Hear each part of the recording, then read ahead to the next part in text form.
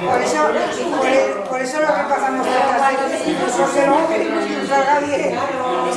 Es que todavía no me lo está bien. Aquí tenéis agua, y ahí tenéis café. Yo se lo leía y a ver, María, ¿qué me ocurre? Es que mucho. Si lo que vas a leer lo tienes solo tú, si yo no sé si lo estás diciendo bien o mal. Ya. Eso tiene razón, hay que parar que se vea así. Ah, sí, no, de verdad. Bueno, Oye, muy bien acreditado. Nos vamos a equivocar todos. ¿te quieres Esto no entiendo, todo de Silvia, ¿Te quieres la vacina? Es buenísima, ¿eh? Todo de Silvia. Lo ha traído ella todo. Todos de casa, sí. Todo en la su cosa casa. de mi marido. Lo decía Suso.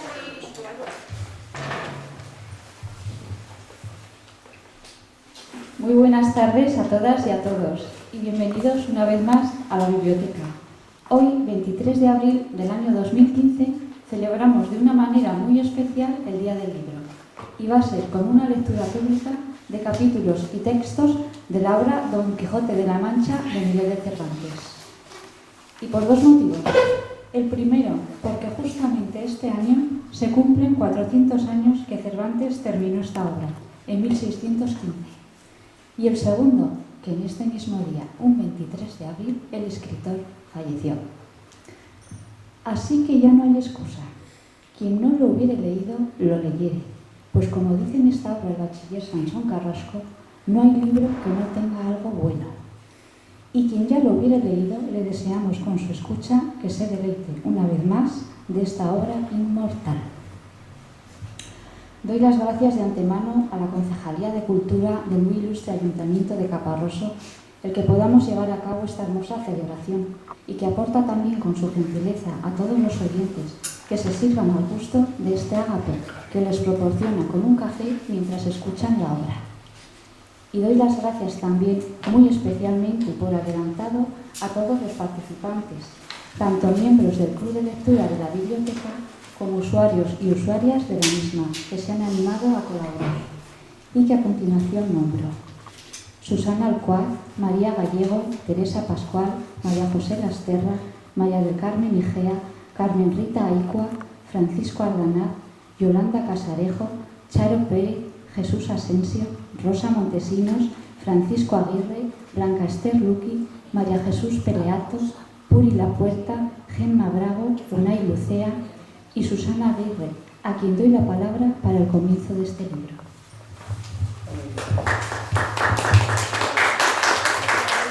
El Quijote de este libro que nos han dejado, que es del 1793, el libro, nos lo ha dejado Enrique Salvador.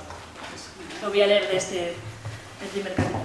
Capítulo primero, que trata de la condición y ejercicio del famoso hidalgo Don Quijote de la Mancha. Se oye bien. ¿Se oye bien? Pégalo un poco más. El micrófono no. Ahí. En un lugar de la Mancha, ¿no? Ahora sí. Llévatelo más hacia Te va a traer más para acá. y al centro. Ahí. Sí, sí. Capítulo primero, que trata de la condición y ejercicio del famoso hidalgo Don Quijote de la Mancha. En un lugar de la Mancha, de cuyo nombre no quiero acordarme, no ha mucho tiempo que vivía un hidalgo de los de lanza en astillero, adarga antigua, rocín flaco y galgo corredor. Una olla de algo más vaca que carnero, salpicón las noches más, duelos y quebrantos los sábados, lentejas los viernes. Algún palomino de añadidura los domingos consumían las 3 partes de su hacienda. El resto de ella concluía el sello de velarte, calzas de velludo para las fiestas con sus pantuflos de lo mismo, y los días de entre semana se honraba con vellorí de lo más fino. Tenía en su casa una ama que pasaba de los 40 y una sobrina que no llegaba a los 20 y un mozo de campo y plaza que así ensillaba el rocín como tomaba la podadera. Frisaba la edad de nuestro hidalgo con los 50 años. Era de complexión recia, seco de carnes, ensuto de rostro, gran madrugador y amigo de la caza. Quieren decir que tenía el sobrenombre de Quisada o Quesada, que en esto hay alguna diferencia en los autores que de este caso escriben, aunque por conjeturas verosímiles des a entender que se llamaba Quisana. Pero esto importa poco a nuestro cuento, basta que en la narración de él nos salga un punto de la verdad. Es pues de saber que este sobredicho hidalgo, los ratos que estaba ocioso, que eran los más del año, se daba a leer libros de caballerías con tanta afición y gusto que olvidó casi de todo punto el ejercicio de la caza y aún la administración de la hacienda. Y llegó a tanto su curiosidad y satino en esto que vendió muchas hanegas de tierra de sembradura para comprar libros de caballerías en que leer, Y así llevó a su casa a todos cuanto pudo haber de ellos, y de todos ninguno le parecían tan bien como los que compuso el famoso Feliciano de Silva, porque la claridad de su prosa y aquellas intrincadas razones suyas le parecían de perlas, y más cuando llegaba a leer aquellos requiebros y cartas de desafíos, donde en muchas partes hallaban escrito la razón de la sinrazón, que a mi razón se hace, de tal manera mi razón enflanquece, que con razón me quejo de vuestra fermosura. Y también cuando leía los altos cielos que de vuestra divinidad divinamente con las estrellas os fortifican y os hacen merecedora de merecimiento que merece la vuestra grandeza. Con estas y semejantes razones perdía el pobre caballero el juicio, y desvelábase que entenderlas y desentrañarles el sentido que no se le sacara ni le entendiera el mismo Aristóteles, si resucitara solo para ello. No estaba muy bien con las heridas que de Belianis daba y que recibía, porque se imaginaba que con grandes maestros que le hubiesen curado no desearía de tener el rostro y todo el cuerpo lleno de cicatrices y señales. Pero como todo, alababa a su autor que aquel acabar su libro con la promesa de aquella inacabable aventura, y muchas veces le vino deseo de tomar la pluma y darle fin al pie de la letra como allí se promete, y sin duda alguna lo hiciera y aún saliera con ello, si otros mayores y continuos pensamientos no se le estorbaran. Tuvo muchas veces competencia con el cura de su lugar, que era hombre docto, graduado en Sigüenza, sobre el cual había sido mejor caballero Palmerín de Inglaterra o Amadís de Gaula, mas maese Nicolás, barbero del mismo pueblo, decía que ninguno llegaba al caballero de Febo, y que si alguno se le podía comparar era don Galaor, hermano de Amadís de Gaula, porque tenía muy acomodada condición para todo, que no era caballero melindroso ni tan llorón como su hermano, y que lo de la valentía no le iba a la zaga.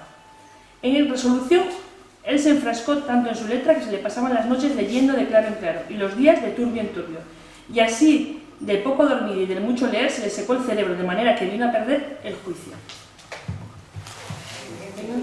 Penósele la fantasía de todo aquello que leía en los libros, así de encantamientos como dependencias, batallas, desafíos, heridas, requiebros, amores, tormentos y disparates imposibles, y asentándose de tal modo en la imaginación que era verdad toda aquella máquina de soñadas invenciones que leía, que para él no había otra historia más cierta en el mundo. Decía él que el Cid Ruiz Díaz había sido muy buen caballero, pero que no tenía que ver con el caballero de la ardiente espada, que solo un revés había partido por medio dos fieros y descomunales gigantes. Mejor estaba con Bernardo de Carpio, porque en Roncesvalles había muerto a Roldán el Encantado, valiéndose de la industria de Hércules cuando ahogó a Anteo, el hijo de la tierra, entre los brazos. Decía mucho bien del gigante Morgante, porque con ser de aquella generación gigantear, que todos son soberbios y descomedidos, él era afable y bien criado. Pero sobre todo estaba bien con Reinaldo de Montalmán, y cuanto más le veía salir de su castillo y robar cuanto estopaba, y cuando en Allende robó aquel ídolo de Mahoma, que era todo de oro, según dice su historia. Diera él por dar una mano de coces al traidor de Galalón, al ama que tenía, y aún a la sobrina de añadidura.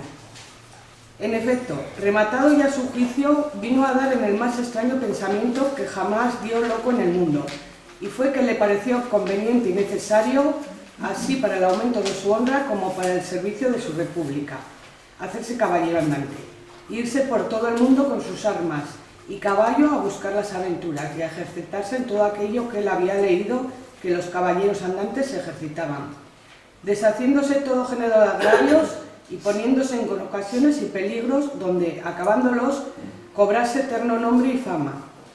Imagínase el pobre ya coronado por el valor de su brazo, por lo menos del imperio de Trapisonda, y así con estos tan agradables pensamientos, llevado del extraño gusto que en ellos sentía, se dio apriesa a poner en efecto lo que deseaba.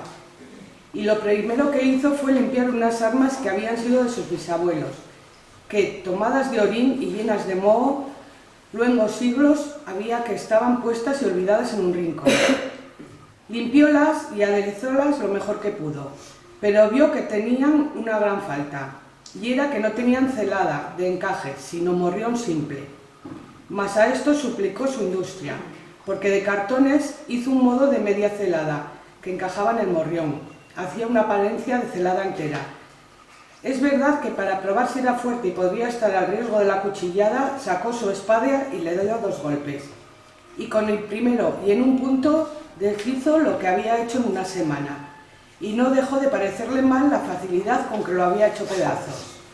Y por asegurarse de este peligro, la tomó a hacer de nuevo, poniéndole unas barras de hierro por dentro, de tal manera que él quedó satisfecho de su fortaleza, y sin querer nueva experiencia de ella, la diputó y tuvo porcelada finísima de encaje.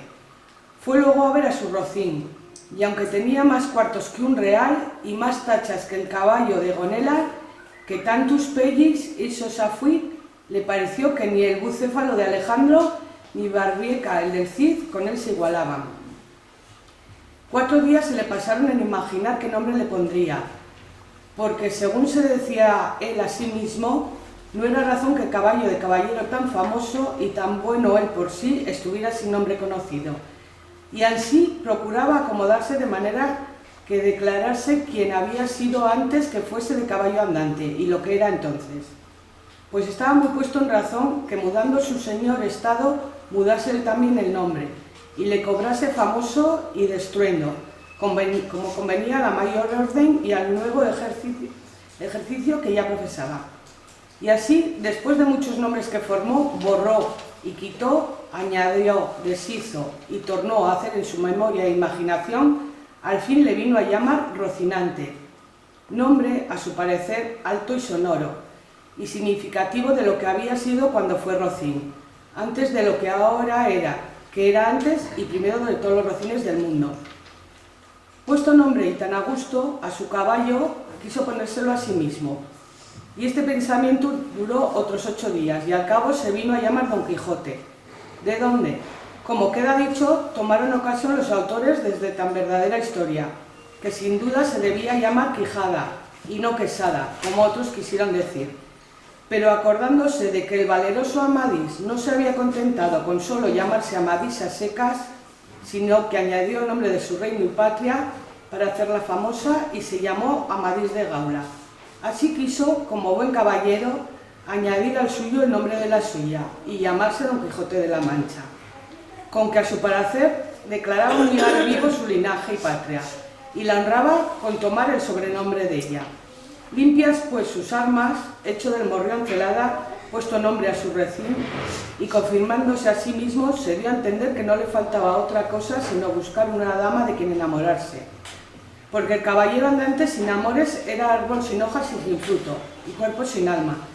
Decíase él: si yo, por malos de mis pecados o por mi buena suerte, me encuentro por ahí con algún gigante, como de ordinario les acontece a los caballeros andantes, y le derribo de un encuentro o le parto por la mitad del cuerpo, o finalmente le venzo y le rindo, ¿no será bien tener a quien enviarle presentado y que entre y se hinque de rodillas ante mi dulce señora y diga con voz humilde y rendido: yo, señora, soy el gigante Caraculiambro, señor de la ínsula Malandrina, a quien venció en singular batalla el jamás como se debe alabado caballero Don Quijote de la Mancha, el cual me mandó que me presentase ante la vuestra merced para que la vuestra grandeza disponga de mí a su talante.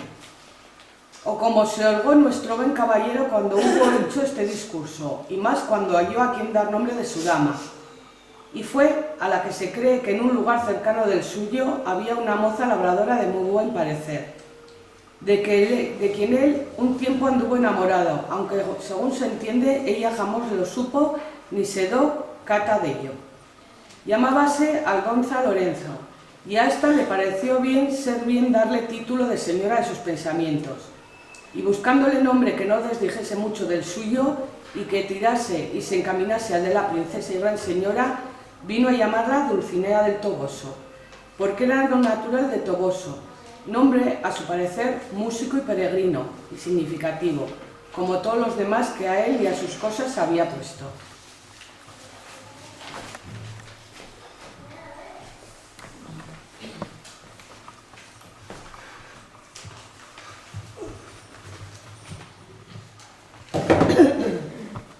Capítulo 3. Y así, fatigado de este pensamiento, abrevió su mentira limitada cena, la cual acabada llamó al ventero y cerrándose con él en la cabelleriza, se hincó de rodillas ante él diciéndole: no me levantaré jamás de donde estoy, valeroso caballero, basta que la vuestra cortesía me otorgue un don que pedirle quiero, el cual redundará en alabanza vuestra y pro del género humano. El ventero que vio a su huésped a sus pies y oyó semejantes razones estaba confundido mirándole sin saber qué hacerle ni decirle, y porfiaba con él que se levantase, y jamás quiso. Hasta que le hubo de decir, le otorgaba el don que le pedía. No esperaba yo menos de la gran magnificencia vuestra, señor mío, respondió Don Quijote, y así os digo que el don que os he pedido de vuestra liberalidad me ha sido otorgado esta mañana. En aquel día me haréis armar caballero, y esta noche en la capilla de este vuestro castillo velaré las armas, y mañana, como tengo dicho, se cumplirá lo que tanto deseo, para poder, como se debe, ir por todas las 4 partes del mundo buscando las aventuras en pro de los menesterosos, como está a cargo de la caballería y de los caballeros andantes, como yo soy, cuyo deseo semejante hazaña es inclinado. El ventero, que como está dicho, era un poco socarrón y ya tenía algunos barruntos de la falta de juicio de su huésped, acabó de creerlo cuando acabó de oírle semejantes razones, y por tener que reír aquella noche, determinó de seguirle el humor, y así le dijo que andaba muy acertado en lo que deseaba y pedía, que tal propuesto era propio y natural de los caballeros tan principales como él parecía y con su gallarda presencia mostraba, y que él asimismo en los años de mocedad se había dado en aquel honroso ejercicio andando por diversas partes del mundo, buscando aventuras sin que hubiese dejado los percheles de Málaga, Isla de Riarán, Compás de Sevilla, Azovejos de Segovia, Olivares de la Valencia, Rondilla de Granada, Playa de San Lucas, Potro de Córdoba, las Ventillas de Toledo y otras diversas partes donde había crecido ligereza de sus pies, que utilizaba sus manos haciendo muchos tuertos, respuestando muchas huidas, deshaciendo algunas doncellas y engañando a algunos pupilos, y finalmente dándose a conocer por cuantas audiencias y tribunales hay casi en toda España, y lo último se había venido a recoger en aquel su castillo donde vivía con su hacienda y con las ajenas, recogiendo en él todos los caballeros andantes de cualquiera calidad, condición que fuese solo por mucha afición que les tenía, porque partiesen con él de sus haberes, en pago de su buen deseo. Díjole también que en aquel castillo no había capilla alguna donde poder fregar las armas, porque estaba derribada para hacerlas de nuevo, pero que en caso de necesidad él sabía que podía velar donde quiera, y que en aquella noche las podría velar en un patio del castillo, que a la mañana, siendo de Dios servido, se harían las debidas ceremonias, de manera que él quedase armado caballero, y tan caballero que no pudiese ser más en el mundo. Preguntándole si traía dineros, respondió Don Quijote que no traía blanca, porque él nunca había leído en las historias de los caballeros andantes ninguno lo hubiese traído. A esto le dijo el ventero que se engañaba, que puesto caso que en las historias no se escribía por haberles parecido a los autores de ellas, que no era menester escribir una cosa tan clara y tan necesaria de traerse como eran dineros, camisa limpia, no por eso se había de creer que los trujeron, así tuviesen por cierto averiguando que todos los caballeros andantes, que tantos libros están llenos de atestados, llevaban bien erradas la bolsa por lo que pudiese sucederles, y asimismo llevaban camisa y una arqueta pequeña llena de asimismo de ungüento para curar las heridas que recibían, porque no todas veces en los campos y desiertos donde se combatían salían heridos. Había quien los curase, y si no era que tenían algún sabio encantador amigo, que luego los socorría trayendo por el aire alguna nube de alguna doncella o enano con alguna remoda de agua de tal virtud que engustado alguna gota de ella.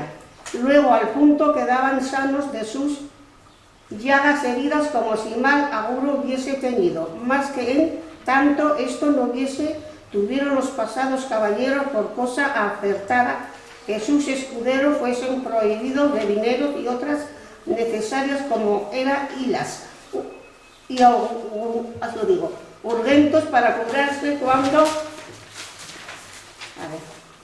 sucedía de los tales caballeros no tenían escuderos, que eran pocas y raras veces. Ellos mismos lo llevaban todo en unas alforjas muy sutiles, que casi no se parecían a las ancas del caballo como que en otra cosa de más importancia, porque no siendo por ocasión semejante, esto de llevar alforjas no fue muy admirado entre los caballeros andantes, y por esto le daba por consejo, pues aún se le podía mandar como ahijado, tan presto lo había de ser, que no caminase de allí en adelante sin dinero, y si las prevenciones preferidas que serían bien halladas con ellas cuando menos se pensara. Prometiéndole Don Quijote hacer lo que se le aconsejaba con toda puntualidad, y así se dio luego orden como velar las armas en un corral grande que a un lado de la venta estaba. Recogiéndolas Don Quijote todas, las puso sobre una pila junto a un pozo estaba, y embrazando su draga asió de su lanza con un gentil continente, se comenzó a pasear delante de la pila, y cuando empezó el paseo comenzaba a cerrar la noche. Contó el ventero todos cuantos estaban en la venta la locura de su huésped, la vela de las armas, la armazón de caballería que esperaba admirándose de tan extraño género de locura. Fuéronselo la mirar de lejos, vieron que con sosego, además, unas veces se paseaba, otras arrimado a su lanza ponía los ojos en las armas, sin quitarlos por un buen espacio de ella. Acabó de cerrar la noche, pero con tanta claridad de la luna que podía competir con el que se la prestaba, de manera que cuando el novel caballero hacía era bien visto de todos. Antojósele un cuanto a uno de los arrieros que estaban en la venta ir a dar agua a su recua, y fue menester quitar las armas de Don Quijote, que estaban sobre la pila, el cual viéndolo llegar en voz alta dijo: «Oh tú, quienquiera que seas atrevido caballero, que llegas a tocar las armas del más valeroso andante que jamás se ciñó espada, mira lo que haces, y no las toques si no quieres dejar la vida en pago de tu atrevimiento». No se curó el arriero de estas razones. Fuera mejor que se curara, porque fuera a curarse en salud. Antes, tabando de las correas, las arrojó gran trecho de sí, lo cual, visto por Don Quijote, alzó los ojos al cielo y opuesto el pensamiento a lo que pareció en su señora Dulcinea, dijo: ya está. Acorredme, señora mía, en esta primera afrenta que a este vuestro avasallado pecho se le ofrece. No me desfallezca en este primero trance vuestro favor y amparo. Y diciendo estas y otras semejantes razones, soltando la adarga, alzó la lanza en dos manos y dio con ella tan gran golpe al arriero en la cabeza que le derribó en el suelo tan maltrecho que si se agundara con otro no tuviera necesidad de maestro que le curara. Hecho esto, recogió sus armas y tornó a pasearse con el mismo reposo que primero, desde allí a poco sin saberse lo que había pasado, porque aún estaba aturdido el arriero. Llegó otro con la misma intención de dar agua a sus mulos, y llegando a quitar las armas para desembarazar la pila, sin hablar con Don Quijote palabra y sin pedir favores a nadie, soltó otra vez la adarga y alzó otra vez la lanza, y sin hacerla pedazos hizo más de 3 la cabeza del arriero, porque se la abrió en 4. Al ruido acudió toda la gente de la venta, y entre ellos el ventero. Viendo esto Don Quijote embrazó su adarga y puesta mano a su espada dijo: «Oh señora de la fermosura, esfuerzo y vigor del debilitado corazón mío, ahora es tiempo que vuelvas los ojos de tu grandeza a este tu cautivo caballero que tamaña aventura está atendiendo». Con esto cobró a su parecer tanto ánimo que si le acometieran todos los arrieros del mundo no volviera pie atrás. Los compañeros de los heridos, que tales los vieron, comenzaron desde lejos a llover piedras sobre Don Quijote, el cual, lo mejor que podía, se reparaba con su adarga y no se osaba apartar de la pila por no desamparar las armas. El ventero daba voces que le dejasen, porque ya les había dicho cómo era de loco, y que por loco se libraría aunque los matase a todos. También Don Quijote las daba mayores, llamándoles alevosos y traidores, y que el señor del castillo era un follón y mal nacido, pues de tal manera consentía que se tratasen a los andantes caballeros, y que si él hubiera recibido la orden de caballería, que él diera a entender su alevosía, pero de vosotros, soez y baja canalla, no hago caso alguno. Tirad, llegad, venid y ofendedme en cuanto pudierais, que vosotros veréis el pago que lleváis de vuestra sandez y demasía. Decía esto con tanto brío y denuedo que infundió un terrible temor a los que le acometían, que así por esto como por las persuasiones del ventero le dejaron de tirar, y él dejó retirar a los heridos, y tornó a la vela de sus armas con la misma quietud y sosiego que primero. No le parecieron bien al ventero las burlas de su huésped, y determinó abreviar y darle la negra orden de caballería luego antes que otra desgracia sucediese. Y así, llegándose a él, se disculpó de la insolencia que aquella gente baja como él había usado, sin que él supiese cosa alguna. Pero qué bien castigados quedaban de su atrevimiento, díjole. Como ya le había dicho que en aquel castillo no había capilla, y para lo que restaba de hacer tampoco era necesaria, que todo el toque de quedar armado caballero consistía en la pescozada y en el espaldarazo, según él tenía noticia del ceremonial de la orden, y que aquello en mitad de un campo se podía hacer, y que ya había cumplido con lo que tocaba al velar las armas, que con solo 2 horas de vela se cumplía, cuanto más él que había estado más de 4. Todo se lo creyó Don Quijote, y dijo que él estaba allí pronto para obedecerle, y que concluyese con la mayor brevedad que pudiese, porque si fuera otra vez acometido y se viese armado caballero, no pensaba dejar persona viva en el castillo, excepto aquellas que él le mandase, a quien por su respeto dejaría. Advertido y medroso de esto el castellano, trujo luego un libro donde asentaba la paja y cebada que daba a los arrieros, y con un cabo de vela que le traía un muchacho, y con las 2 ya doncellas,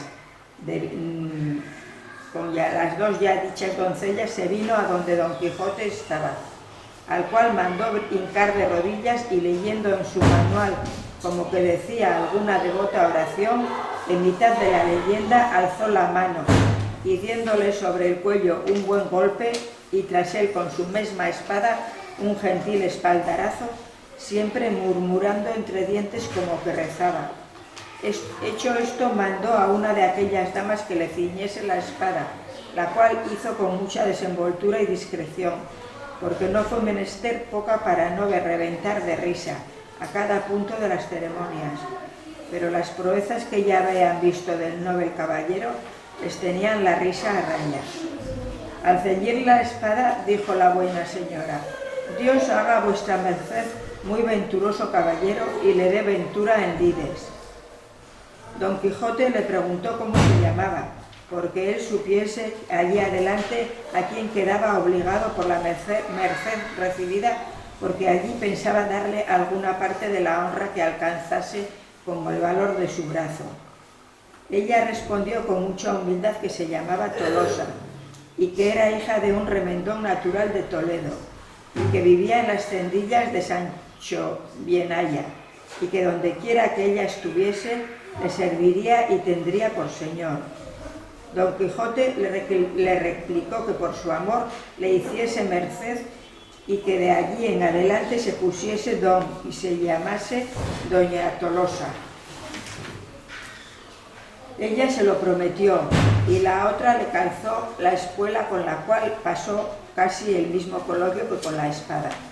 Preguntóle su nombre, y dijo que se llamaba La Molinera, y que era hija de un honrado molinero de Antequera, a la cual también rogó don Quijote que se pusiese don y se llamase doña Molinera, ofreciéndole nuevos servicios y mercedes. Hechas pues de galope y apriésalas hasta allí nunca vistas ceremonias, no vio la hora don Quijote de verse a caballo y salir buscando las aventuras, y ensillando luego a Rocinante subió a él y abrazando a su huésped le dijo cosas tan extrañas, agradeciéndole la merced de haberle armado caballero, que no es posible acertar a referirlas. El ventero, por verle ya fuera de la venta, con no menos retórica y aunque con más breves palabras, respondió a las suyas y sin pedirle la costa de la posada, le dejó ir a buena hora.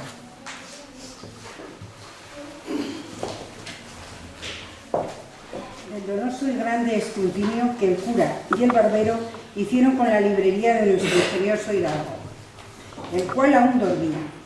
Pidió las llaves a la sobrina del aposento donde estaban los libros autores del daño, y ella se las dio de muy buena gana.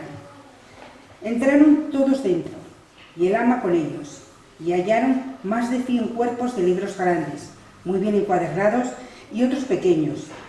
Y así con el ama los vio, volviéndose a salir del aposento con toda prisa, y tomó luego una escudilla de agua bendita y un hisopo, y dijo: «Tome vuestra merced, señor licenciado, rocíe este aposento, no esté aquí algún encantador de los muchos que tienen estos libros y nos encanten en pena de los que les queremos dar echándolos del mundo».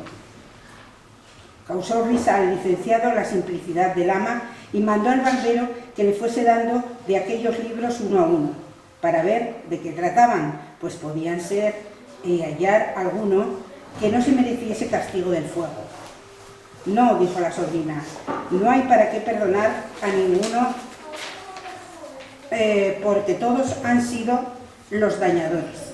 Mejor será arrojarlos por las ventanas al patio y hacer un rimero de ellos y pegarles fuego, y si no, llevarlos al corral, y allí se hará la hoguera y no ofenderá el humo». Lo mismo dijo el ama, tal era la gana que las dos tenían de la muerte de aquellos inocentes, mas el cura no vino en ello sin primero leer siquiera los títulos. Y el primero que el maese Nicolás le dio en las manos fue Los cuatros de Amadís de Gaula. Y dijo el cura: «Parece cosa de misterio esta, porque según he oído decir, este libro fue el primero de caballería que se imprimió en España, y todos los demás han tomado principio y origen de este. Y así me parece que como adogmatizador de esta secta tan mala, le debemos sin excusa alguna condenar al fuego». «No, señor», dijo el barbero, «que también le he oído decir que es el mejor de todos los libros que este género se ha compuesto, y así como único en su arte, se debe perdonar». Así es verdad», dijo el cura, «y por esta razón se le otorga la vida por ahora. Veamos ese otro que está junto a él». «Es», dijo el barbero, «Las Sargas de Esplandián, hijo legítimo de Amadís de Gaula». «Pues es verdad», dijo el cura, «que no ha de valer al hijo la bondad del padre. Tomad, señora ama, abrid esa ventana y echadle al corral, y dé principio el montón de la hoguera que ha de hacer». Hízolo así el ama con mucho contento, y el buen Esplandián fue volando al corral esperando con toda paciencia el fuego que le amenazaba. «Adelante», dijo el cura. «Este que viene», dijo el barbero, «es Amadís de Grecia, y aun todos los datos desde este lado, a lo que creo, son el mismo linaje que Amadís». «Pues vayan todos al corral», dijo el cura, «que a trueco de quemar a la reina Pitiquinestra y al pastor Daniniel y a sus églogas y a las endiabladas revueltas razones de su autor, quemara con ellos al padre que me engendró, si en él anduviera en figura de caballero andante». «De ese parecer soy yo», dijo el barbero. «Y así yo», dijo la sobrina. «Pues así es», dijo el ama. «Vengan ya al corral con ellos». Diéronselos, que eran muchos, y ella ahorró la escalera y vio con ellos por la ventana abajo. «¿Quién es ese tonel?», dijo el cura. «Este es», respondió el barbero, Olivante de Laura. El autor de este libro, dijo el cura, fue el mismo que compuso El jardín de flores, y en verdad que no sepa determinar cuál de los dos libros es más verdadero, o por decir mejor, menos mentiroso. Solo sé decir que este irá al corral por disparatado y arrogante. Este es el siguiente, es Florismarte de Hircania, dijo el barbero. Ahí está el señor Florismarte, replicó el cura. Pues a fe que ha de parar presto en el corral, a pesar de su extraño nacimiento y soñadas aventuras, que no da lugar a otra cosa la dureza y sequedad de su estilo. Al corral con él. Y con eso otro, señor ama. Que me place, señor mío, respondió ella, y con mucha alegría ejecutaba lo que era mandado.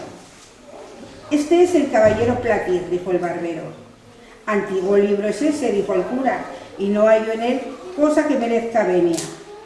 Acompañe a los demás sin réplica. Y así fue hecho.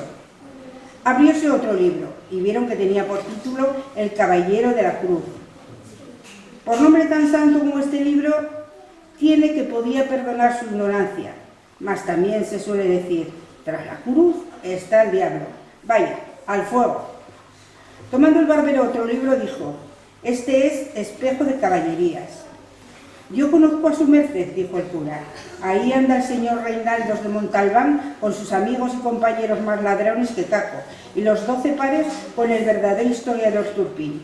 Y en verdad que estoy por condenarlos nomás a destierro perpetuo, siquiera porque tienen parte de la invención del famoso Mateo Boyardo, de donde también tejió su tela el cristiano poeta Ludovico Ariosto, al cual, si aquí le hallo y me habla en otra lengua que la suya, no le guardaré respeto alguno, pero si habla en su idioma, le pondré sobre mi cabeza.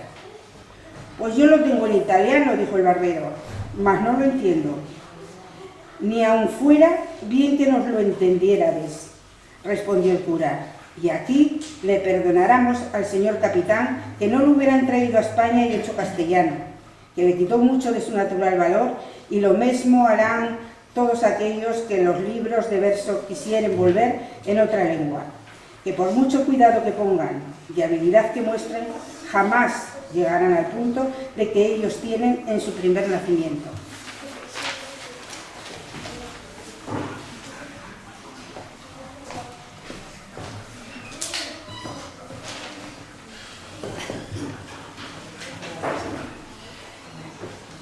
Digo, en efecto, que este libro y todos los que se hallaren que tratan de estas cosas de Francia se echen y depositen en un pozo seco, hasta que con más acuerdo se vea lo que se ha de hacer con ellos, exceptuando a un Bernardo del Carpio que anda por ahí y a otro llamado Roncesvalles, que estos, en llegando a mis manos, han de estar en las del alma y de ellas en las del fuego, sin remisión alguna. Todo lo confirmó el barbero y lo tuvo por bien y por cosa muy acertada, por entender que era el cura tan buen cristiano y tan amigo de la verdad, que no diría otra cosa por todas las del mundo. Y abriendo otro libro, vio que era Palmarín de Oliva, y junto a él estaba otro que se llamaba Palmerín de Inglaterra, lo cual, visto por el licenciado, dijo: esa oliva se haga luego rajas y se queme, que aún no queden de ella las cenizas, y esa palma de Inglaterra se guarde y se conserve como cosa única, y se haga para ello otra caja como la que halló Alejandro en los despojos de Darío, que la disputó para guardar con ella las obras del poeta Homero. Este libro, señor compadre, tiene autoridad por dos cosas. La una, porque él, por sí, es muy bueno, y la otra porque es fama que le compuso un discreto rey de Portugal. Todas las aventuras del castillo de Miraguarda son bonísimas y de grande artificio, las razones cortesanas y claras, que guardan y miran el decoro del que habla con mucha propiedad y entendimiento. Digo pues, salvo vuestro buen parecer, maese Nicolás, que este y Amadís de Gaula queden libres del fuego, y todos los demás, sin hacer más cala y cata, perezcan. No, señor compadre, replicó el barbero, que este que aquí tengo es el afamado don Belianís. Pues ese, replicó el cura, con la segunda, tercera y cuarta parte, tienen necesidad de un poco de ruibarbo, para purgar la demasiada cólera suya y es menester quitarles todo aquello del castillo de la fama y otras impertinencias de más importancia, para lo cual se les da término ultramarino, y como se enmendaren, así se usará con ellos de misericordia o de justicia, y en tanto tenedlos vos, compadre, en vuestra casa, mas no los dejéis leer a ninguno. —Que me place —respondió el barbero, y sin querer cansarse más en leer libros de caballería, mandó al ama que tomase todos los grandes y diese con ellos en el corral. No se dijo a tonta ni a sorda, sino a quien tenía más gana de quemarlos que de echarle una tela por grande y delgada que fuera. Y haciendo casi 8 a la vez, los arrojó por la ventana. Por tomar muchos juntos, se le cayó uno a los pies del barbero, que le tomó gana de ver quién era, y vio que decía: historia del famoso caballero Tirante el Blanco. —Válame Dios —dijo el cura dando una gran voz—, que aquí esté Tirante el Blanco. Dádmele acá, compadre, que hago cuenta de que he hallado en él un tesoro de contento y una mina de pasatiempos. Aquí está don Quirieleisón de Montalbán, valeroso caballero, y su hermano Tomás de Montalbán, el caballero Fonseca, con la batalla que el valiente de Triante hizo con el alano, y las agudezas de la doncella Placer de mi vida, con los amores y embustes de la viuda reposada, y la señora emperatriz y enamorada de Hipólito su escudero. Dígoos verdad, señor compadre, que por su estilo este es el mejor libro del mundo. Aquí comen los caballeros y duermen y mueren en sus camas y hacen testamento antes de su muerte, con otras cosas de que todos los demás libros de este género carecen. Con todo esto, os digo que merecería el que lo compuso, pues no hizo tantas necedades de industria, que le echaran a galeras por todos los días de su vida. Llevadle a casa y leedle, y veréis que es verdad cuanto de él os he dicho. Así será, respondió el barbero, pero ¿qué haremos de estos pequeños libros que quedan? Estos, dijo el cura, no deben ser de caballerías, sino de poesía, y abriendo uno vio que era La Diana de Jorge de Montemayor, y dijo, creyendo que todos los demás eran del mismo género: estos no merecen ser quemados como los demás, porque no hacen ni harán el daño que los de caballería han hecho, que son libros de entendimiento sin perjuicio de tercero. —Ay, señor —dijo la sobrina—, bien los puede mandar quemar como los demás, porque no sería mucho que, habiendo sanado mi señor tío de la enfermedad caballeresca, leyendo estos se le antojase hacerse pastor y andarse por los bosques y prados cantando y tañendo, y lo que sería peor, hacerse poeta, que según dicen es enfermedad incurable y pegadiza. —Verdad dice esta doncella —dijo el cura—, y será bien quitarle a nuestro amigo este tropiezo y ocasión delante. Y pues comenzamos por La Diana de Montemayor, soy del parecer que no se queme, sino que se le quite todo aquello que trata de la sabia Felicia y el agua encantada, y casi todos los versos mayores, y quédesele, enhorabuena, la prosa y la honra de ser el primero en semejantes libros. Este que sigue, dijo el barbero, es La Diana, la llamada segunda del Salmantino, y este otro que tiene el mismo nombre, cuyo autor es Gil Polo. Pues la del Salmantino, respondió el cura, acompaña y acreciente el número de los condenados al corral, y la del Gil Polo se guarde como si fuera del mismo Apolo. Y pase adelante, señor compadre, y démonos priesa, que se va haciendo tarde. Este libro es, dijo el barbero abriendo otro, los 10 libros de Fortuna de Amor, compuestos por Antonio de Lofraso, poeta sardo. Por las órdenes que recibí, dijo el cura, que desde que Apolo fue Apolo, y las musas musas, y los poetas poetas, tan gracioso ni tan disparatado libro como este no se ha compuesto, y que por su camino es el mejor y el más único de cuantos de este género han salido a la luz del mundo. Y el que no lo ha leído puede hacer cuenta que no ha leído jamás cosa de gusto. Dádmele acá, compadre, que precio más haberle hallado que si me dieran una sotana de Rajá de Florencia. Púsole aparte con grandísimo gusto y el barbero prosiguió diciendo: estos que siguen son El pastor de Iberia, Ninfa de Henares y Desengaño de celos. Pues no hay más que hacer, dijo el cura, sino entregarlos al brazo seglar del ama, y no me pregunte el por qué, que sería nunca acabar. El que viene es el pastor Fílida. No es ese pastor, dijo el cura, sino muy discreto cortesano. Guárdese como joya preciosa. Este grande que viene aquí se titula, dijo el barbero, Tesoro de varias poesías. Como ellas no fueran tantas, dijo el cura, fueran más estimadas. Menester es que este libro se escarde y limpie de algunas bajezas que en sus grandezas tiene. Guárdese, porque su autor es amigo mío, y por el respeto de otras más heroicas y levantadas obras que ha escrito. Este es, dijo el barbero, el cancionero de López Maldonado. También el autor de ese libro, replicó el cura, es grande amigo mío. Y sus versos, en su boca, admiran a quien los oye, y es tal la suavidad de la voz con que los canta, que encanta. Algo largo es en églogas, pero nunca lo bueno fue mucho. Guárdese con los escogidos. Pero, ¿qué libro es ese que está junto a él? La Galatea de Miguel de Cervantes, dijo el barbero. Muchos años ha que es grande amigo mío ese Cervantes, y sé que es más versado en desdichas que en versos. Su libro tiene algo de buena intención, propone algo y no concluye nada. Es menester esperar a la segunda parte que promete. Quizá, con la enmienda, alcanzará del todo la misericordia que ahora se le niega, y entre tanto que esto se ve, tenedlo recluso en vuestra posada. Señor compadre, que me place, respondió el barbero, y aquí vienen 3, todos juntos, la araucana de don Alonso de Ercilla, la austriaca de Juan Rufo, jurado de Córdoba, y el Monserrate de Cristóbal Virués, poeta valenciano. Todos estos 3 libros, dijo el cura, son los mejores que en verso heroico en lengua castellana están escritos y pueden competir con los más famosos de Italia. Guárdense como las más ricas prendas de poesía que tiene España. Cansóse el cura de ver más libros y así, a carga cerrada, quiso que todos los demás se quemasen.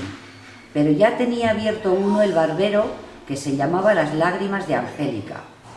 «¿Lloráralas yo?», dijo el cura en oyendo el nombre, si tal libro hubiera mandado quemar, porque su autor fue uno de los más famosos poetas del mundo, no solo de España, y fue felicísimo en la traducción de algunas fábulas de Ovidio.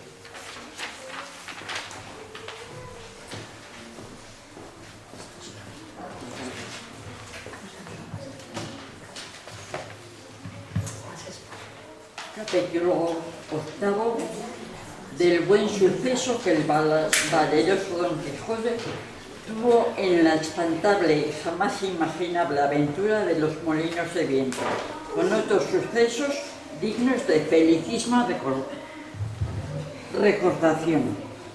En esto descubrieron 30 o 40 molinos de viento que hay en aquel campo, y así como Don Quijote los vio, dijo a su escudero: «La aventura va guiando nuestras cosas mejor de lo que acertáramos a desear, porque ves allí, amigo Sancho Panza, donde se descubren 30 o pocos más desaforados gigantes con quien pienso hacer batalla y quitarles todas la vida, con cuyos despojos comenzaremos a enriquecer, que esta es buena guerra, y es gran servicio de Dios quitar tan mala simiente de sobre la faz de la tierra». «¿Qué gigantes?», dijo Sancho Panza. «Aquello que allí veis», respondió su amo, «de los brazos largos que los suelen tener algunos de casi 2 leguas». «Mirad vuestras veces», respondió Sancho, «que aquello que allí se parecen no son gigantes, sino molinos de viento, y lo que en ellos parece brazos son las aspas que, volteadas por el viento, hacen andar la piedra del molino». «Bien me parece», respondió Don Quijote, «que no estás cursado en esto de las aventuras. Ellos son gigantes, y si tienes miedo, quítate de ahí, y ponte en oración en el espacio, que yo voy a entrar con ellos en fiera y desigualdad batalla». Y diciendo esto, dio de espuelas a su caballo Rocinante, sin atender a las voces de su escudero Sancho le daba, advirtiéndole que sin duda alguna eran molinos de viento y no gigantes aquellos que iba a cometer. Pero él iba tan puesto en que eran gigantes que ni oía las voces de su escudero Sancho, ni echaba de ver, aunque estaba ya bien cerca de ellos, Antes iba diciendo en voces altas: no huyáis, cobardes, viles criaturas, que un solo caballero es lo que os acomete. Levantóse en esto un poco de viento y las grandes aspas comenzaron a moverse. Tal cual visto por Don Quijote dijo: pues aunque mováis más los brazos que los gigantes Briaero, uno de los gigantes que lucharon contra los dioses que tenían 100 brazos según la mitología, no me lo habéis de pagar. Y en diciendo esto y encomendándose de todo corazón a su señora Dulcinea, pidiéndose que en tal trance le socorriese, bien cubierto de su rodela, con la lanza en el ristre, arremetió a todo galope de Rinoceronte y embistió con el primero molino que estaba delante. Y dándole una lanzada en el aspa, lo volvió al viento con tanta furia que hizo la lanza pedazos, llevando tras de sí al caballo y al caballero, que fue rodando muy maltrecho por el campo. Acudió Sancho Panza a socorrerle, a todo correr de su asno. Cuando llegó, halló que no se podía menear. Tal fue el golpe que dio con el Rocinante. Válame Dios, dijo Sancho, ¿no le dije yo a vuestra merced que mirase bien lo que hacía, que no eran sino molinos de viento, y no lo podía ignorar, sino que lleva otros tales en la cabeza? Calla, amigo Sancho, respondió Don Quijote, que las cosas de la guerra, más que otras, están sujetas a continua mudanza. Cuanto más que yo pienso, y es así de verdad, que aquel sabio Frestón que me robó el aposento y los libros, ha vuelto estos gigantes en molinos por quitarme la gloria de su vencimiento. Tal es la enemistad que me tiene, mas al cabo han de poder pocos sus malas artes contra la bondad de mi espada. Dios lo oiga como puede, respondió Sancho Panza, y ayudándole a levantar, tornó a subir sobre el Rocinante, que medio despaldado estaba, y hablando de la pasada aventura, siguieron el camino del puerto Lápice, porque allí, decía Don Quijote, no era posible dejar de hallarse muchas y diversas aventuras, por ser lugar muy pasajero, sino que iba muy pesaroso por haberle faltado la lanza. Y diciéndolo a su escudero le dijo: yo me acuerdo haber leído que un caballero español llamado Diego Pérez de Vargas, habiéndosele en una batalla roto la espada, despegó de una encina un pesado tronco y con él hizo tales cosas aquel día y machacó tantos moros que le quedó por sobrenombre Machuca. Y así él como sus descendientes se llamaron desde aquel día en adelante Vargas Machuca. Hete dicho esto porque de la primera encina o roble que me depare pienso desgajar otro tronco tal y tan bueno como aquel, que me imagino y pienso hacer con él tales hazañas que tú te tengas por bien afortunado de haber merecido venir a Belias y a ser testigo de cosas que apenas podrán ser creídas. A la mano de Dios, dijo Sancho, yo lo creo todo así como vuestra merced lo dice, pero enderécese un poco, que parece que va de medio lado, y debe ser del movimiento de la caída. Así es la verdad, respondió Don Quijote, y si no me quejo del dolor, es porque he dado a los caballeros andantes quejarse de ninguna herida, aunque se les salgan las tripas por ella. Si eso es así, no tengo yo que replicar, respondió Sancho, pero sabe Dios que si yo me holgara que vuestra merced se quejara cuando alguna cosa le doliera, de mí sé decir que me he de quejar del más pequeño dolor que tenga. Si ya no se entienden tan bien con los escuderos de los caballeros andantes, esos del no quejarse. No se dejó de reír don Quijote de la simplicidad de su escudero, y así le declaró que podía muy bien quejarse como y cuanto quisiese, sin gana o con ella, que hasta entonces no había leído cosa en contrario en la orden de la caballería. Díjole Sancho que mirase qué hora era de comer. Respondió su amo que por entonces no le hacía menester, que comiese él cuanto se le antojase. Con esta licencia se acomodó Sancho lo mejor que pudo sobre su jumento, y sacando de las alforjas los que en ellas había puesto, iba caminando y comiendo detrás de su amo muy de su espacio, y de cuando en cuando empinaba la bota con tanto gusto que le pudiera envidiar el más regalado bodeguero de Málaga. En tanto que él iba de aquella manera menudeando tragos, no se acordaba de ninguna proveza que su amo le hubiese hecho, ni tenía por ningún trabajo, sino por mucho descanso andar buscando aventuras por peligrosas que fuesen.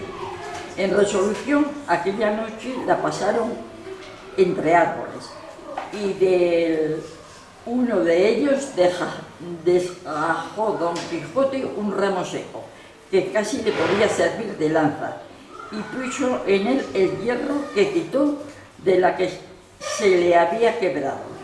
Toda aquella noche no durmió don Quijote, pensando en su señora Dulcinea, por acomodarse a lo que había leído en los libros cuando los caballeros pasaban sin dormir muchas noches en las florestas y despoblados, entretenidos con la memoria de sus señoras. No le pasó así Sancho Panza, que como tenía el estómago lleno y no de agua de chicoria, de un sueño se la llevó toda, y no fueron parte para despertarle si su amo no le llamaba, ni los rayos del sol que le daban en el rostro, ni el canto de las aves que muchas y muy regocijadamente la venida del nuevo día saludaban. Al levantarse dio un tiento a la bota, y hallóla muy flaca que la noche antes, y afligiósele el corazón por parecerle que no llevaban camino de remediar tan presto su falta. No quiso desayunar don Quijote, porque, como está dicho, dio en sustentarse de sabrosas memorias. Tomaron a su comenzado camino el puerto Lápice, y a obra de las 3 del día le descubrieron. Aquí, dijo en viéndole don Quijote, podemos, hermano Sancho Panza, meter las manos hasta los codos en esto que llaman aventuras. Mas advierte que aunque me veas en los mayores peligros del mundo, no has de poner mano a tu espada para defenderme, si ya no vieres que los que me ofenden es canalla y gente baja, que en tal caso puedes ayudarme.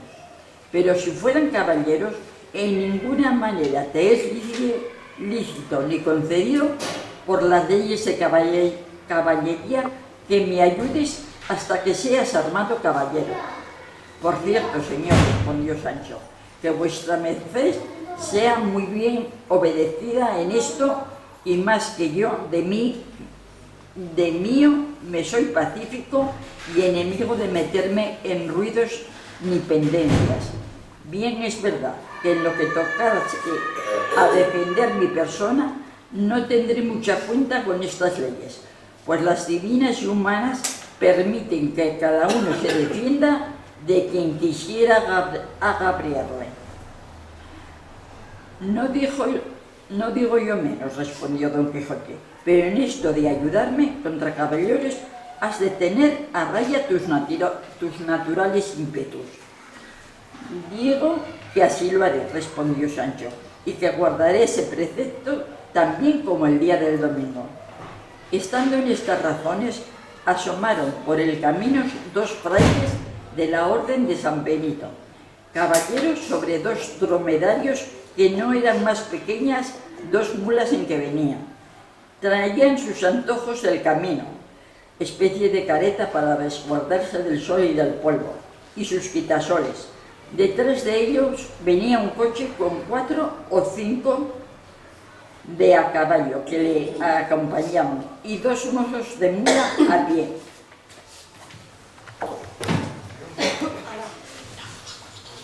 Venía en el coche, como después supo, una señorita vizcaína que iba a Sevilla, donde estaba su marido que pasaba a las Indias con un muy honroso cargo.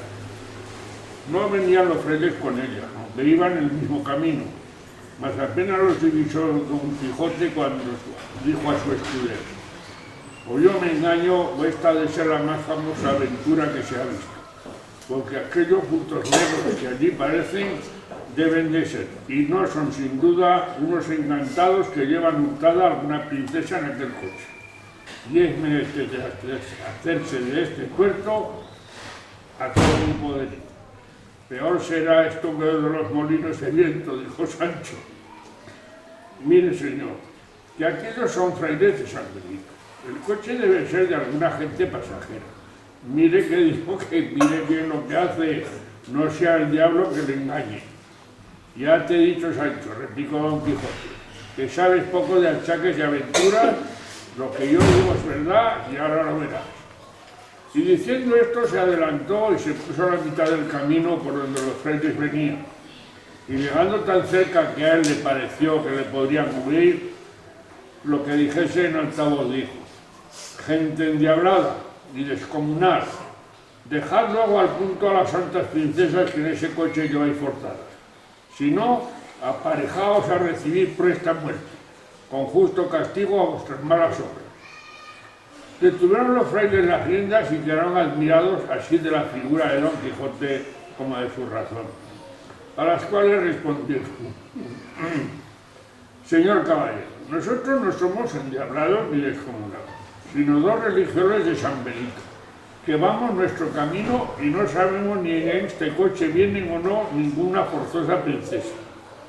Para conmigo no hay palabras blandas, que ya os conozco.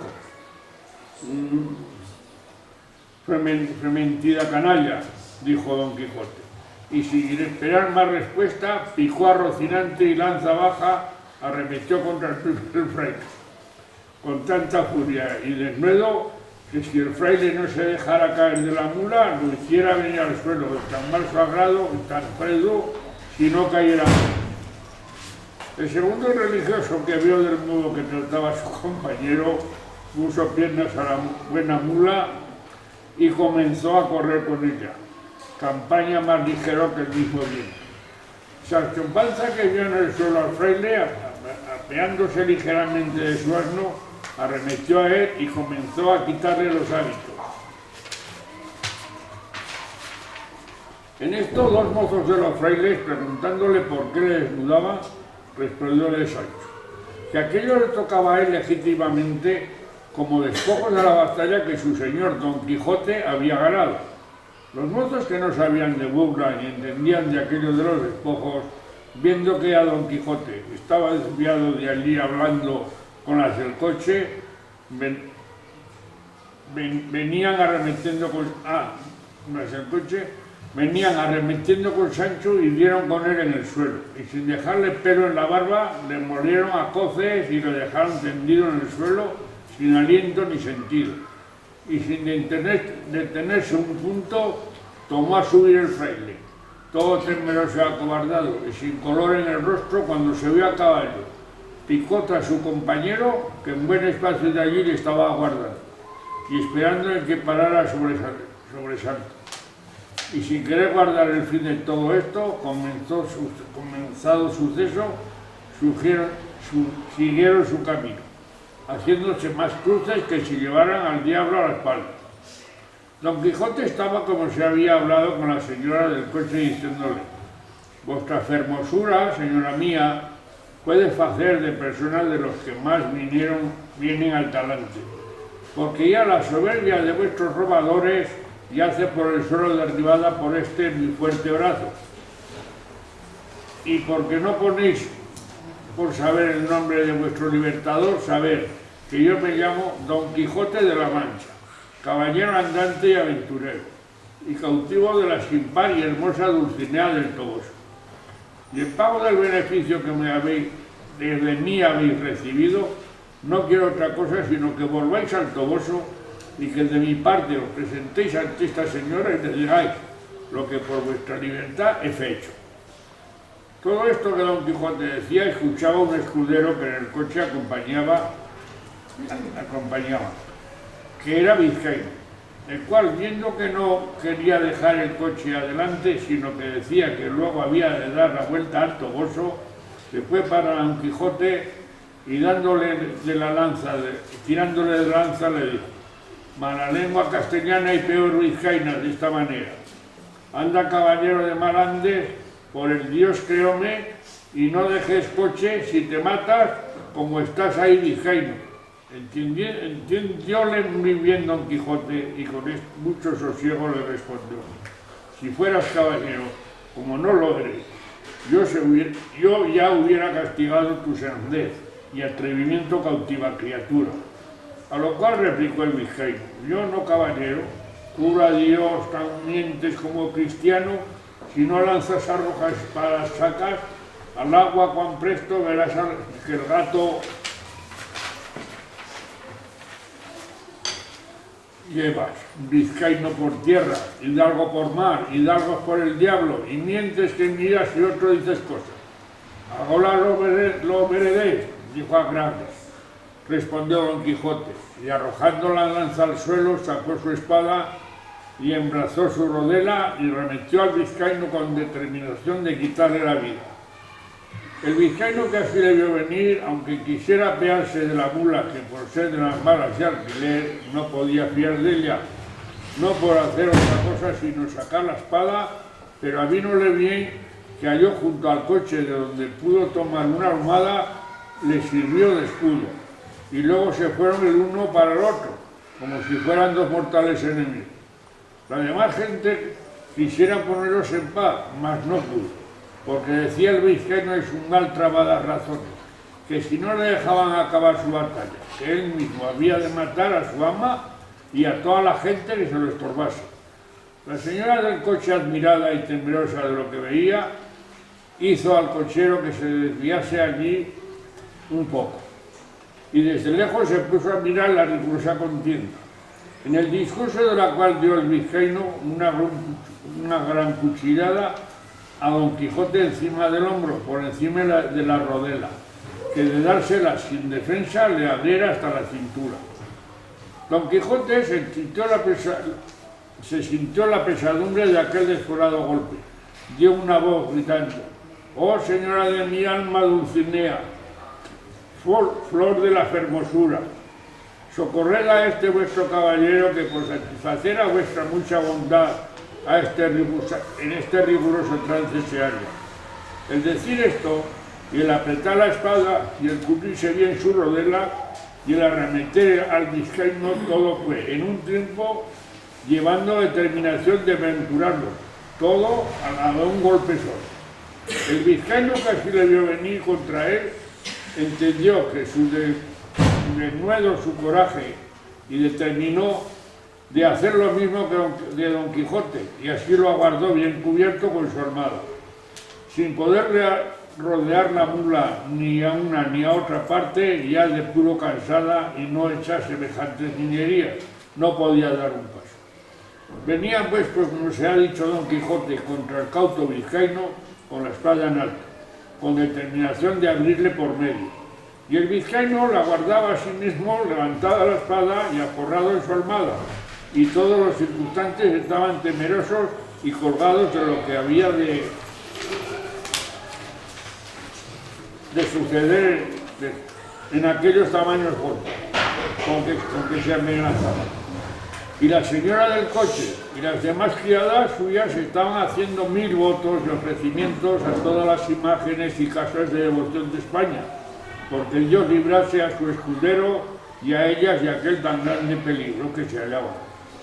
Pero el daño de todo esto, que en este punto y termino, deja pendiente el autor de esta historia, de esta batalla, disculpándose que no halló más escrito de esta hazaña de don Quijote de las que deja referidas. Bien es verdad, el segundo autor de esta obra no quiso creer en tan curiosa historia estuviera entregada a las leyes del olvido, ni que hubiesen sido tampoco curiosos los ingenios de la Mancha, que no tuviesen en sus archivos o en sus escritorios algunos papeles que de este famoso caballero tratasen. Y así, con esta imaginación, nos desesperó de hallar el fin de esta apacible historia, el cual, siendo el cielo favorable, le halló del modo que contará. Capítulo 25. Sacó el libro de memoria Don Quijote y, apartándose a una parte con mucho sosiego, comenzó a escribir la carta. Y en acabándola llamó a Sancho y le dijo que se la quería leer, porque la tomase de memoria, si acaso se le perdiese por el camino, porque de su desdicha todo se podía temer. A lo cual respondió Sancho: escríbala vuestra merced 2 o 3 veces ahí en el libro y démela, que yo le llevaré bien guardado, porque pensar que yo la he de tomar en la memoria es disparate, que la tengo tan mala que muchas veces se me olvida cómo me llamo. Pero con todo eso, dígamela vuestra merced, que me holgaré mucho de oílla y debe de ir como de molde. Escucha, que así dice, dijo Don Quijote. Carta de Don Quijote a Dulcinea del Toboso. Soberana y alta señora, el ferido de punta de ausencia y el llagado de las telas del corazón, dulcísima Dulcinea del Toboso, te envía la salud que él no tiene. Si tu fermosura me desprecia, si tu valor no es en mi pro, si tus desdenes son en mi afincamiento, magüer que yo sea asaz de suicido, mal podré sostenerme en esta cuita, que además de ser fuerte, es muy duradera. Mi buen escudero Sancho te dará entera relación, oh bella, ingrata, amada enemiga mía, de modo que por tu causa quedo. Si gustares de acorrerme, tuyo soy, y si no, haz lo que te viniere en gusto, que con acabar mi vida habré satisfecho a tu crueldad y a mi deseo, tuyo hasta la muerte, el caballero de la triste figura. Capítulo 26, donde se prosiguen las finezas que de enamorado hizo Don Quijote en Sierra Morena. En esto le vino el pensamiento cómo le haría, y fue que rasgó una gran tira de las faldas de la camisa, que andaban colgando, y diole 11 nudos, el uno más gordo que los demás, y esto le sirvió de rosario el tiempo que allí estuvo, donde rezó 1.000.000 de avemarías. Y lo que le fatigaba mucho era no hallar por allí otro ermitaño que le conferenciase y con quien consolarse, y así se entretenía paseándose por el pradecillo, escribiendo y grabando por las cortezas de los árboles y por la menuda arena muchos versos, todos acomodados a su tristeza, y algunos en alabanza a Dulcinea. Mas los que se pudieron hallar enteros, y en que se pudiese leer después que a él allí le hallaron, no fueron más que estos que aquí se siguen.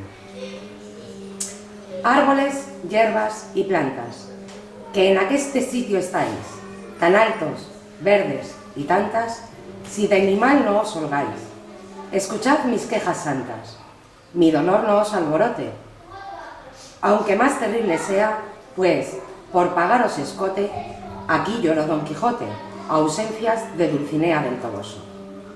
Es aquí el lugar adonde el armador más leal de su señora se esconde, y ha venido a tanto mal, sin saber cómo o por dónde, tráele amor al estricote, que es de muy mala relea, y así, hasta en un pipote, aquí lloró Don Quijote, ausencias de Dulcinea del Toboso.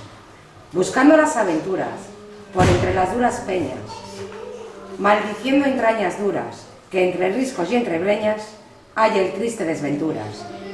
Hirió el amor con su azote, no con su blanda correa, y en tocándole el cogote, aquí lloró Don Quijote, ausencias de Dulcinea del Toboso. Capítulo 27. De cómo salieron con su intención el cura y el barbero, con otras cosas dignas de que se cuenten en esta grande historia. Entróse Sancho por aquellas quebradas de la sierra, dejando a los dos, en una por donde corría un pequeño y manso arroyo, a quien hacían sombra agradable y fresca otras peñas, y algunos árboles que por allí estaban. El calor y el día que allí llegaron era de los del mes de agosto, que por aquella parte suele ser el ardor muy grande, la hora las 3 de la tarde, todo lo cual hacía así el sitio más agradable, y que convidase a que en él esperasen la vuelta de Sancho, como lo hicieron. Estando pues los dos allí sosegados y a la sombra, llegó a sus oídos una voz que, sin acompañar la son de algún otro instrumento, dulce y regaladamente sonaba, de que no pocos se admiraron, por parecerles que aquel no era el lugar donde pudiese haber quien también cantase. Porque aunque suele decirse que por las selvas y campos se hallan pastores de voces extremadas, más son encarecimientos de poetas de verdades, y más cuando advirtieron que lo que oían cantar eran versos, no de rústicos ganaderos, sino de discretos cortesanos, y confirmó esta verdad haber sido los versos que oyeron estos. ¿Quién menoscaba mis bienes? Desdenes. ¿Y quién aumenta mis duelos? Los celos. ¿Y quién prueba mi paciencia? Ausencia. De ese modo, en mi dolencia, ningún remedio se alcanza, pues me matan la esperanza, desdenes, celos y ausencia. ¿Quién me causa este dolor? Amor. ¿Y quién mi gloria repugna? Fortuna. ¿Y quién consiente mi duelo? El cielo. De ese modo yo recelo morir de este tan mal extraño, pues aumenta en mi daño amor, fortuna y el cielo. ¿Quién mejorará mi suerte? La muerte. ¿Y el bien de amor? ¿Quién le alcanza? Mudanza. ¿Y sus males? ¿Quién los cura? Locura. De ese modo no es cordura querer curar la pasión, cuando los remedios son muerte, mudanza y locura. La hora, el tiempo, la soledad, la voz y la destreza del que cantaba causó admiración y contento en los dos oyentes, los cuales se estuvieron quedos esperando sin otra alguna cosa oían, pero viendo que duraba algo tanto el silencio, determinaron de salir a buscar el músico que con tanta buena voz cantaba, y queriéndolo poner en efecto, hizo la misma voz que no se moviesen, la cual llegó de nuevo a sus oídos, cantando este soneto. Santa amistad que con ligeras alas, tu paciencia quedándose en el suelo, entre benditas almas en el cielo, subiste alegre a las empíreas alas. Desde allá, cuando quieres, nos señalas, la justa paz cubierta con un velo, por quien a veces se trasluce el celo de buenas obras que, a la fin, son malas. Deja el cielo, oh amistad, o no permitas, que en engaño se vista tu librea, con que se destruya la intención sincera, que si tus apariencias no le quitas, presto ha de verse el mundo en la pelea de la discorde confusión primera.